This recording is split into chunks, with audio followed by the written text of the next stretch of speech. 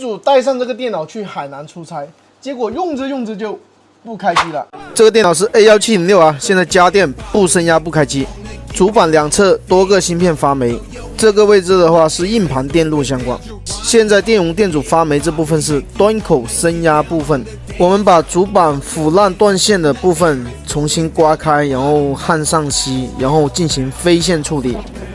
然后再打上滤油，把电容电阻重新进行更换，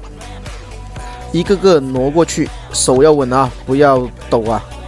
再毛刷进行清洗干净，端口芯片也短路了，我们直接进行更换。周边的电容电阻也已经腐蚀发霉了，我们也全部进行一次性更换处理。机主说电脑一直也用得好好的，也没有进过水。他去了海南之后，有时候晚上啊还是早上都能在屏幕表面看到水珠，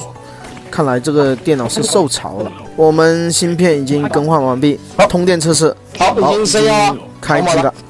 机主说内存也不太够用，我们也把它的内存由 8GB 直接进行 16GB 的升级，把4颗粒组成的 8GB 内存颗粒，我们全部把它拆下，准备一套 16GB 的内存颗粒，直接进行封枪安装。